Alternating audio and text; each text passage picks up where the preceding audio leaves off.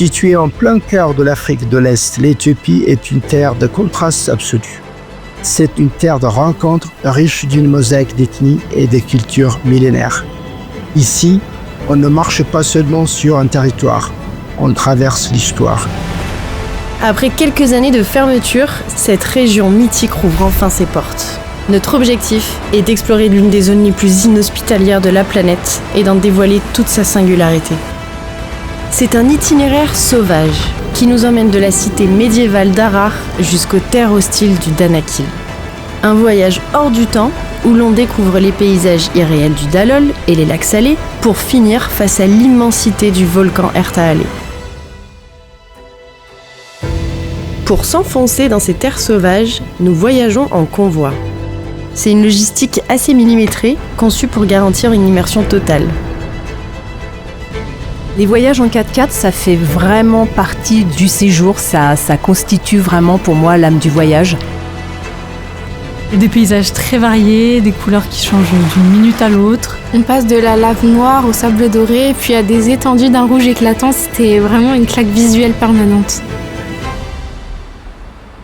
Le parc national d'Awash, c'est un immense sanctuaire de savane roussie où la faune vit en totale liberté. Ce qui frappe tout de suite, c'est les couleurs, cette terre ocre et les herbes hautes, c'est vraiment magnifique.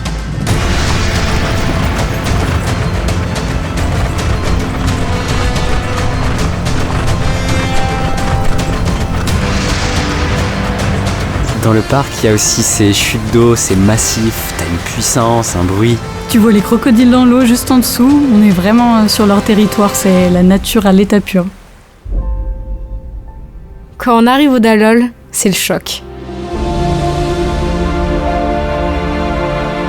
Les couleurs, elles sont irréelles. T'as du jaune fluo, du vert acide. On a l'impression qu'on est dans un autre monde, quoi. C'est lunaire. Une fantaisie de couleurs, mais absolument incroyable.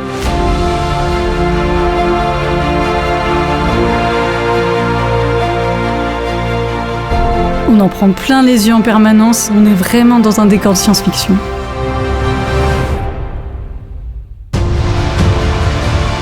On arrive au sommet au petit matin, et puis là, tu découvres ce paysage lunaire.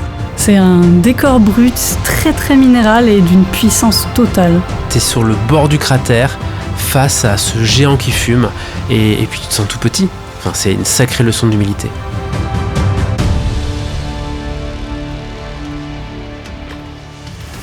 On a la chance d'être accompagné de guides qui s'investissent énormément et qui font tout pour nous apporter la plus belle découverte possible. Partir en groupe comme ça crée vraiment une énergie spéciale. On vit des trucs tellement forts que tu deviens vite une petite famille en fait. Une forte solidarité qui se crée au fil du voyage. On apprend à se découvrir, on partage énormément et c'est vraiment ça l'esprit du voyage pour moi. L'Éthiopie, c'est aussi ces visages qui nous accueillent. Même si on fait que passer, il y a une bienveillance incroyable. On sent qu'ils ont envie d'aller vers nous, qu'ils ont envie de partager, d'échanger. Et moi, ce qui me frappe à chaque fois, c'est de voir ces enfants surgir de nulle part.